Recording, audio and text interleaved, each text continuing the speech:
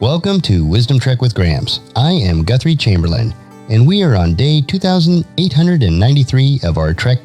The purpose of Wisdom.Trek is to create a legacy of wisdom, to seek out discernment and insights, and to boldly grow where few have chosen to grow before.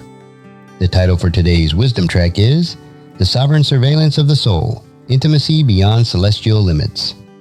In our previous expedition along this ancient, sacred trail, we stood on a glorious, sunlit ridge of faith with King David in Psalm 138. We witnessed a staggering, holy audacity as David grabbed his harp and chose to sing his praises to Yahweh directly before the face of the false gods. We explored that cosmic courtroom scene through the profound lens of the Ancient Israelite Divine Council worldview, realizing that David was boldly declaring the total illegitimacy of the rebel Elohim, those fallen, territorial spiritual principalities, who held the disinherited nations under their dark, oppressive spell. We rested in the triumphant guarantee that even when we are completely surrounded by troubles, the raw, warrior strength of Yahweh's right hand will shatter the rage of our adversaries, flawlessly executing his redemptive blueprints for our lives, because his covenant love endures forever. Today, my friends, we take our next deliberate, breathtaking steps forward on our trek, transitioning into what is universally recognized as one of the most intimately profound and macrocosmically sweeping pieces of literature ever penned by human hand. We are entering the opening movement of Psalm 139, verses 1 through 6 in the New Living Translation.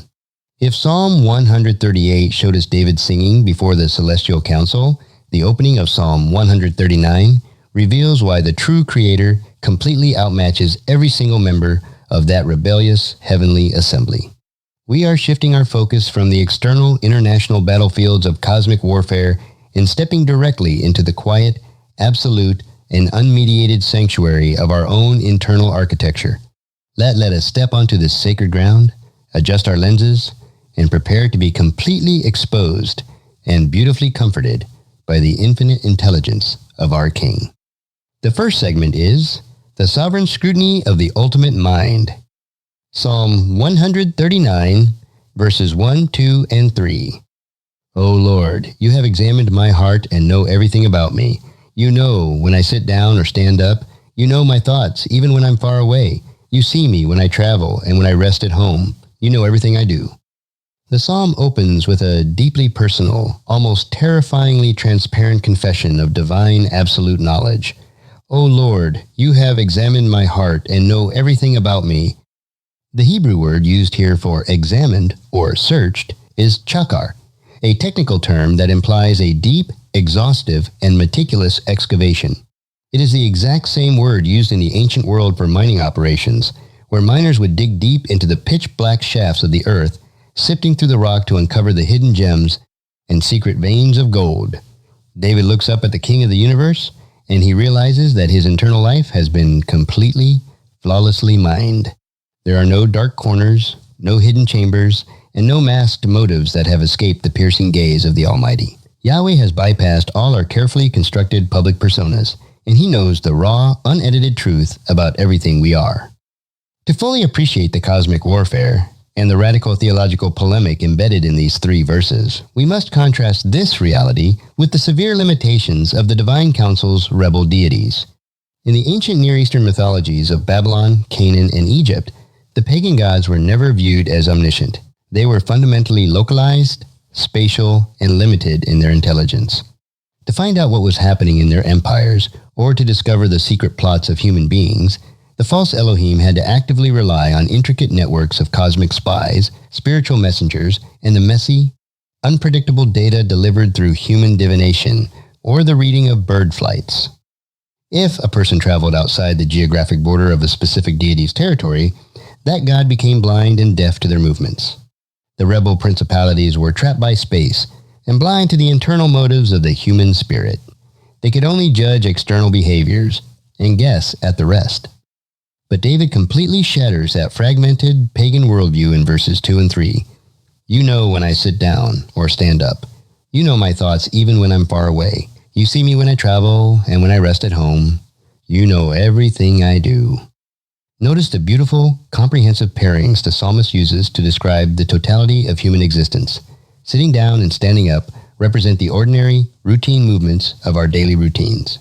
Traveling and resting at home represent the broad, expansive geography of our life journeys, the public paths of our careers, and the hidden, private sanctuaries of our domestic spaces.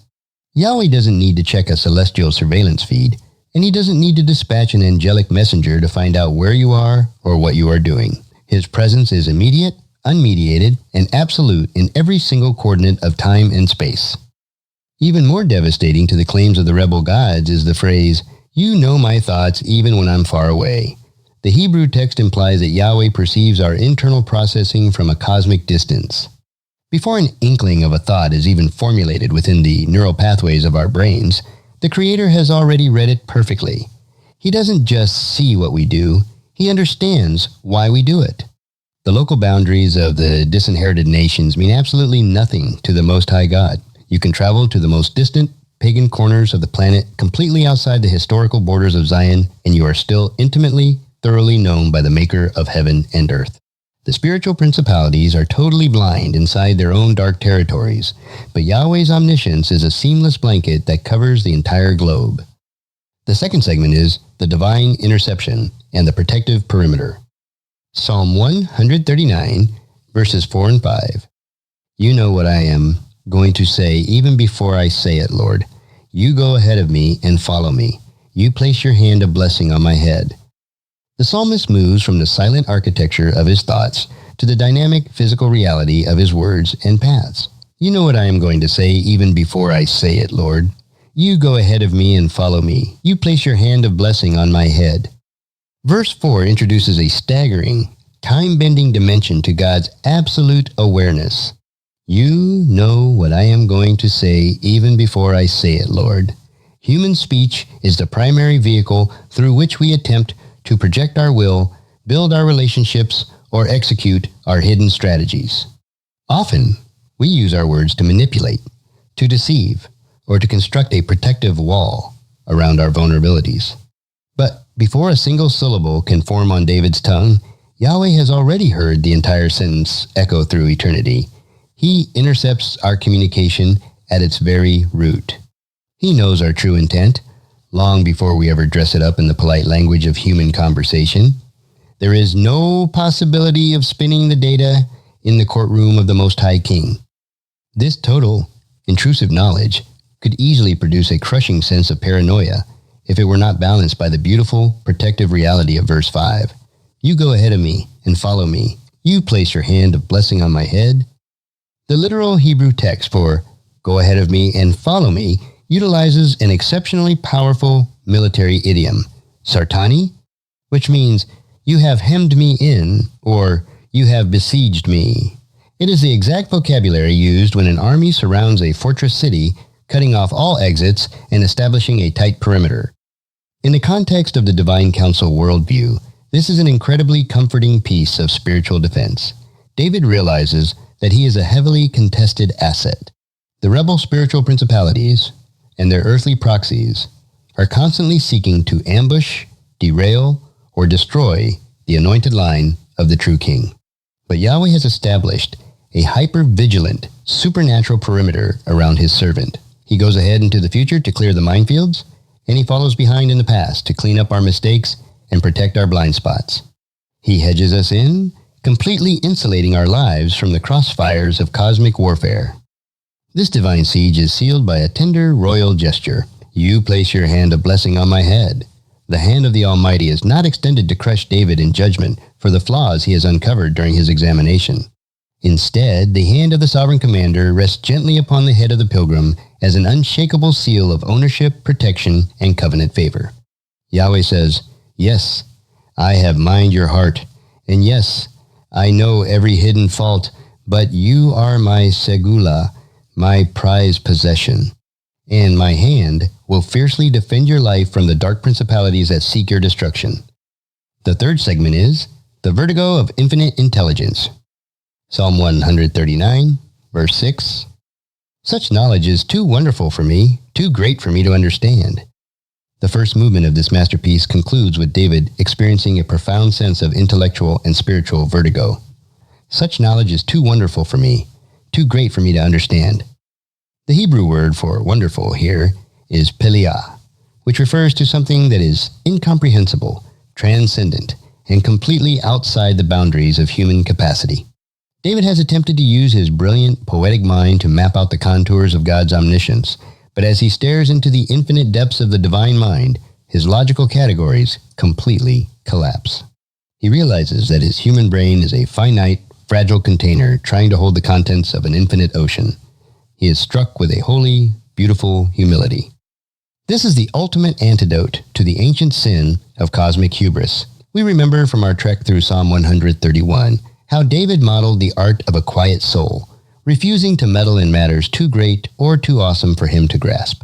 He rejected the madness of the rebel gods, who overstepped their boundaries to hoard forbidden, hidden secrets. Here, David leans entirely into that safe limitation. He doesn't throw a tantrum because he cannot intellectually master the mind of God. Instead, he falls on his knees in worship.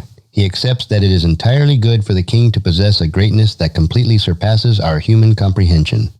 We do not need to understand the complex mechanics of the universe because we are held by the one who does. The fourth segment is resting secure in the sovereign gaze.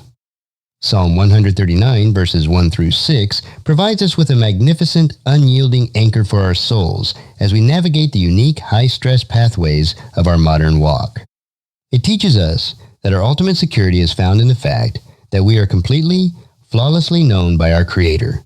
In a world that is deeply saturated with superficiality, where we are constantly pressured to wear masks, manage digital personas, and hide our true vulnerabilities from a judgmental culture, the gaze of Yahweh is a source of profound, liberating rest. As you walk your trek today, shake off the exhausting burden of trying to hide from your King. You do not serve a localized, distant, or blind deity of the nations who can be manipulated by your external performance. The Maker of heaven and earth has already mined the deepest shafts of your heart. He knows when you sit down, when you stand up, and he understands the complex, messy architecture of your thoughts long before they ever translate into words on your tongue. He sees your flaws, your fears, and your hidden compromises, and he chooses to love you anyway. Lean deeply into the protective perimeter of his grace.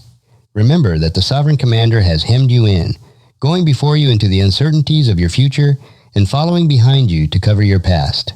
His hand of blessing is firmly resting upon your head, marking you as his private treasure, completely insulated from the spiritual warfare around you. When the mysteries of your life feel too great to understand, and your mind experiences vertigo from the trials of this world, let go of the need to control the outcome. Surrender your blueprints to the infinite mind. Rest peacefully upon the lap of your Heavenly Father, and walk forward with the steady, joyful stride of a soul that is completely, unconditionally loved by the Maker of heaven and earth. If you found this podcast insightful, please subscribe and leave us a review. Then encourage your friends and family to join us and come along tomorrow for another day of Wisdom Trek, Creating a Legacy.